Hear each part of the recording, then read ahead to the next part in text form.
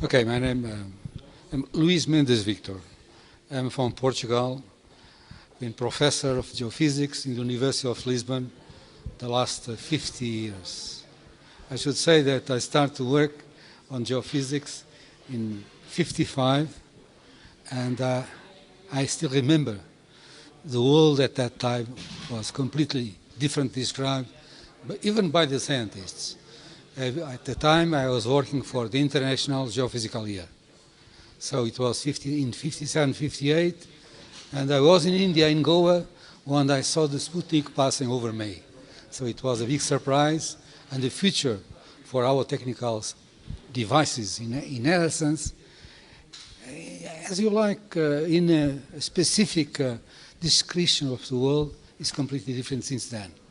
I mean, we have opportunities, you had opportunities to play with many devices, many advancements on the space research that were at the service of geophysics, in particular to describe our world. Now, when you think about the vision of the world is completely different. In our field, my first field was meteorology.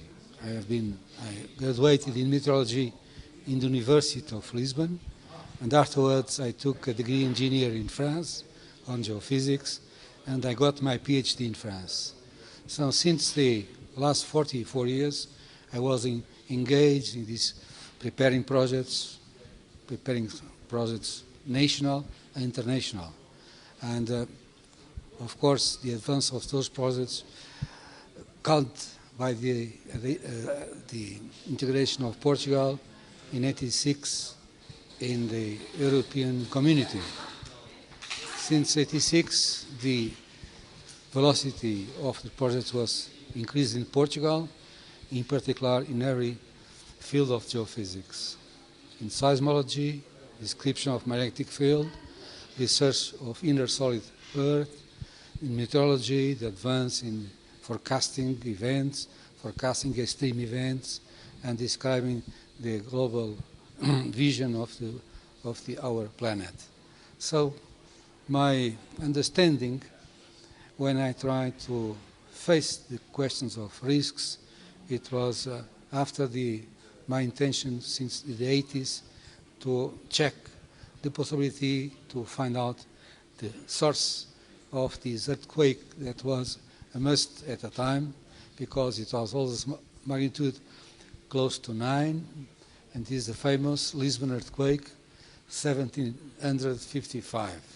So the 1st November in 1755, the city of Lisbon was almost completely destroyed by these effects. First of all, the earthquake, and after that, by the tsunami. So in those years, from the '80s, I organized many devices and I have many excursions to check the possibility to find out the source. And I am speaking about the excursion because we have been looking in the sea, the oceanography, seismic profiles in the ocean close by to the Iberian coast, to Portugal in particular, to check the description of the internal structure at the surface, the crust, and the upper mantle. So many thousands of kilometers of surveys were made since then, and you have been able to check differentiations in some thoughts of our colleagues working or playing with geophysics. I have been Director General of Met Office in Portugal, and I've been a long time, almost 10 years, serving also WMO in Geneva, because at the end of my period of working with WMO, I was director of the region Europe, AR6. So, but since I finished my work on meteorology, my time was completely devoted to the research on the seismic source and on the effects of this famous tsunami.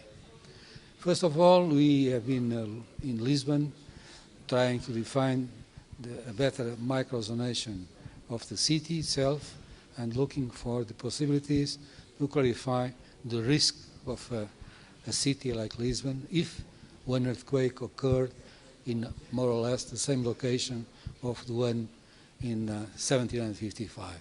So for us it's very important to establish clearly the position of this earthquake and the dimensions of the fault, and or how this was playing in a sense that provoked a large tsunami affecting the Portuguese coast, affecting Morocco, the Gulf of Cadiz, and the Atlantic Islands.